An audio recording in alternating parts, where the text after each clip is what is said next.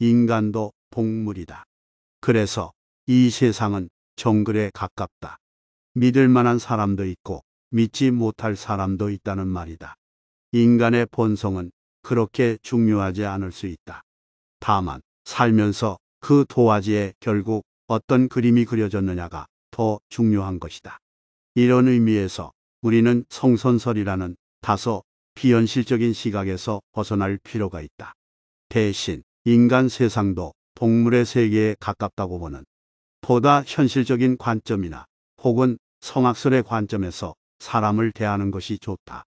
쉽게 말하면 나에게 독이 되는 내 주변의 육식 동물들을 가려내야 한다는 말이다. 다른 사람이 날 죽이도록 내버려 두고 날 죽인 방식에 대해 끊임없이 불평을 늘어놓는 그런 삶을 더 이상 살고 싶지 않아라는 영화 대사가 있다. 다른 사람이 날 죽이도록 두고 그 괴로움과 억울함에서 끝끝내 헤어나지 못하는 것보다는 당장에 너무 힘들고 고되더라도 똑같은 관계를 과감하게 손절해야 한다는 것이다. 물론 누군가는 성격상 이런 손절이 어려울 수도 있다. 하지만 그 과정이 힘들어도 해야만 한다. 왜냐하면 결국 그래야 본인이 살기 때문이다.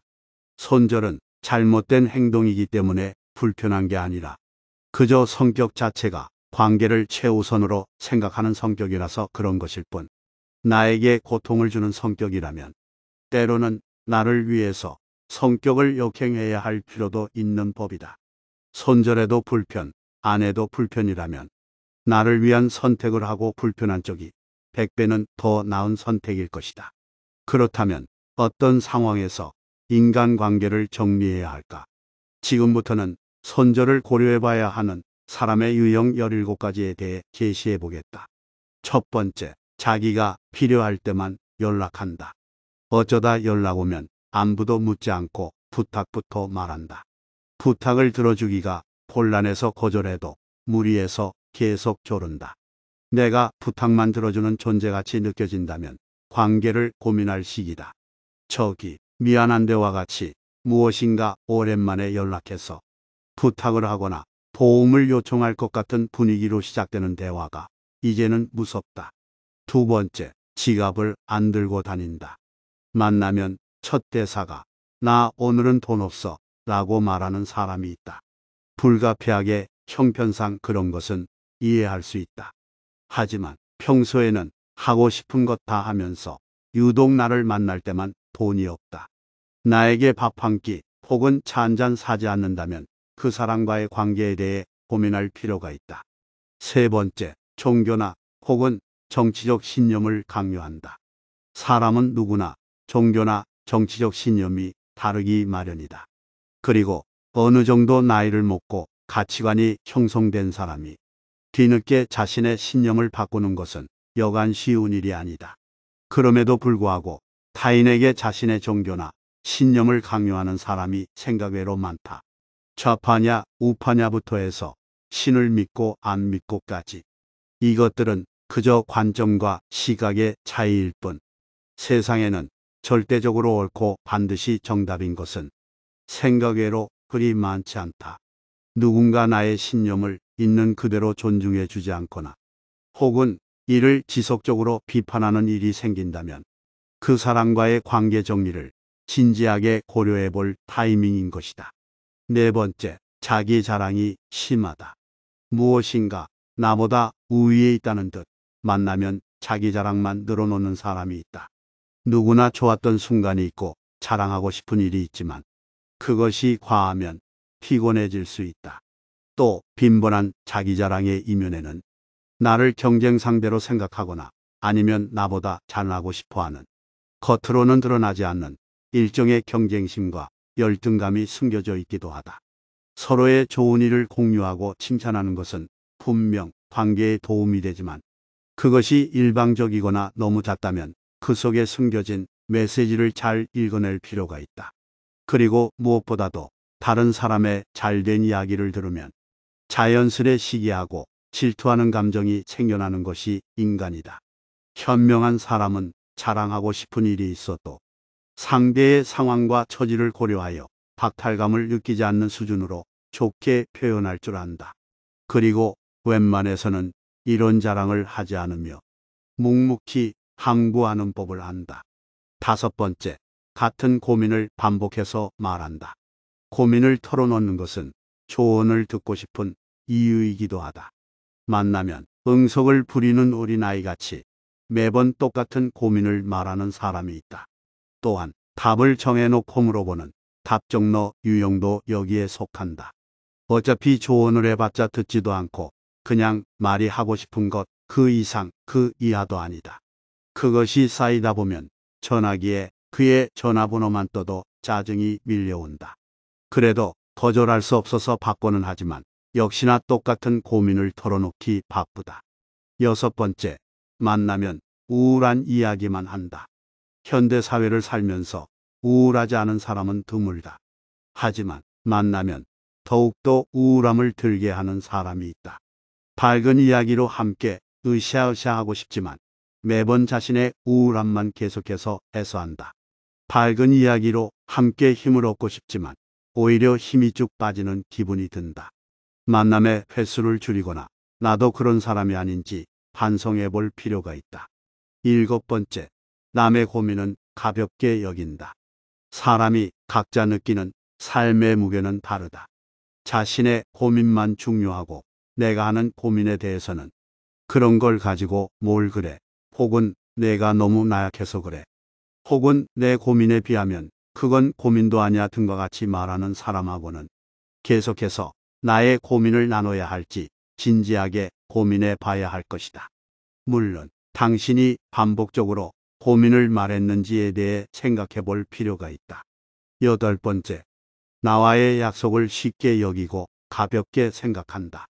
나와의 약속을 어기는 것은 물론 약속을 했다는 사실조차 잊어버린다.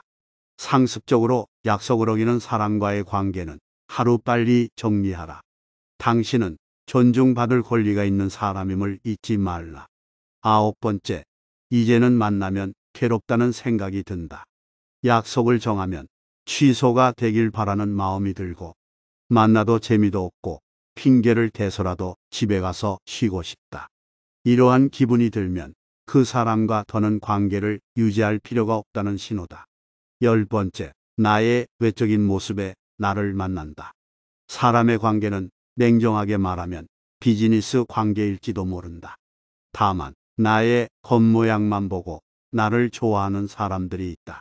내가 가진 돈을 좋아하거나 내 명예를 이용해서 승진하려 하거나 나의 외모만을 좋아해서 내 곁에 있는 하이에나 같은 존재들이 있다. 내가 가진 외적인 것이 사라지면 그 사람들은 나를 떠나게 될 것이다. 이런 느낌이 든다면 관계 정리에 대해 고민해 볼 타이밍이다.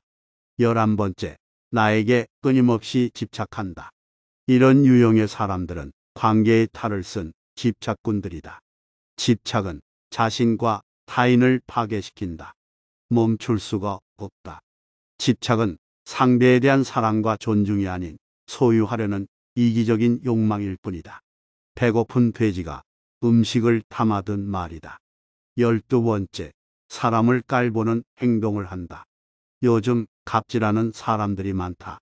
물론 성질이 없는 사람은 없을 것이다. 다만 사람을 함부로 대하면 안 된다. 아마 당신은 이렇게 생각할지도 모른다. 저 사람이 내게는 함부로 대하지 않으니까 내가 인연을 맺어도 상관없지 않을까 하고 말이다. 하지만 절대로 그렇지 않다. 지금은 당신을 조심하고 있을지 모르지만 조금만 친해지거나 당신이 약해졌을 때 그 사람은 성난 사자처럼 나타나 당신을 헐뜯게 될 것이다. 약자를 대할 때의 모습이 진정한 그 사람의 본 모습이라는 점을 잊으면 안 된다. 13번째, 작은 노력으로 큰 돈을 벌 수 있다고 꼬드긴다. 지름길은 황홀한 유혹이다. 적은 돈으로 큰 돈을 벌고 싶을 것이다. 자신에게 투자하면 은행 이자의 10배, 100배를 주겠다고 하곤 한다. 쉽게 얻고자 하는 것은 욕심이며 그 안에는 정당한 방법보다 편법이 숨겨져 있음을 의미한다. 그것이 아니더라도 불확실성이 많음이 깔려 있다. 이는 내가 투자한 돈을 이룰 수 있다는 가정하에서 시작된다. 당장 큰 돈을 벌고 싶은 욕심 때문에 당신이 그동안 피와 땀을 흘린 돈을 하루아침에 날릴 수 있다. 그러니 이런 유혹을 하는 사람과의 관계는 하루빨리 정리하는 것이 좋다. 14번째, 남의 험담, 비난, 타인을 욕함, 타인의 고통을 좋아한다. 이들이 나와 친하다고 해서 좋은 사람인 것은 아니다. 이들이 나에게 잘 대해준다고 해서 좋은 친구인 것은 아니다. 사람에 대한 기본적인 존중이 없는 사람은 타인의 고통을 즐거워하고 타인의 기쁨을 시기 질투한다. 이런 사람은 인간관계 정리 대상 1호다. 이들이 아무리 돈이 많고 유명하고 나에게 도움이 된다고 할지라도 독사를 곁에 절대로 가까이 하지 말라. 언젠가 배고플 때 당신을 물게 될 것이다. 15번째, 주변의 평판이 좋지 않다. 사람을 오랫동안 사귀지 않고 누군가의 말만 듣고 평가하는 것은 매우 위험하다. 다만 한 사람도 아니고 두 사람도 아니고 여러 사람이 대체적으로 생각하는 것은 상당히 믿을 만하다. 사람들의 보는 눈은 대체적으로 맞기 때문이다. 내가 바둑을 둘 때와 뒤에서 군수 두는 사람은 관점이 다르기 때문이다. 그래서 내 주변 사람의 평판이 좋지 못하다는 이야기가 계속 들린다면 관계 정리에 대해 고민해 볼 필요가 있다. 16번째, 수시로 돈을 빌려달라고 한다. 우리에게 가장 중요한 것은 뭐니 해도 돈이다. 이는 저항할 수 없는 명백한 사실이다. 생존을 위한 가장 중요한 수단이기 때문이다. 돈이 없는 것은 죄가 아니다. 정말 힘이 들면 주변 사람에게 돈을 빌릴 수도 있다. 급할 때는 도움을 받아서 급한 불을 꺼야 한다. 다만 습관적으로 수시로 돈을 빌리는 사람을 경계하라. 남의 돈 귀한 줄 모르는 사람은 매우 위험한 인물이다. 이런 사람은 결국 돈을 갚지 않을 확률이 높다. 돈을 거래하면 그 사람의 실제 모습이 드러난다. 돈 앞에서는 인간의 욕망이 숨겨지지 않는다. 한두 번 돈 빌려줘서 당한 것은 돈 안 갚은 사람이 나쁜 거지만 3번째 이상이라면 당신이 멍청한 것이다. 17번째, 불법을 행하는 사람과는 인연을 끊어라. 그 사람이 나에게 아무리 큰 도움을 줄지라도 제일 먼저 정리해야 할 대상이다. 설령 그 대상이 가족이라 할지라도 멈추도록 충고를 해야 한다. 내가 방관하거나 함께 동조하는 순간 나 역시도 결국 쇠고랑을 차고 감옥에 들어갈 것이다. 우리는 주변 사람에게 영향을 받기 마련이다. 내가 아무리 청정한 마음을 유지하더라도 주변 사람이 먹물을 쏟아버리면 금세 오염이 될 수밖에 없다. 아닌 것은 아닌 것이다. 당장의 달콤함이 내일의 독이 될 수 있기에 정도가 아니면 가지 않는 것이 좋다. 대인관계는 서로에게 유익함을 가져다 줘야 한다. 그렇지 않으면 빨리 정리하는 것이 좋다. 그것이 인간관계의 법칙이다.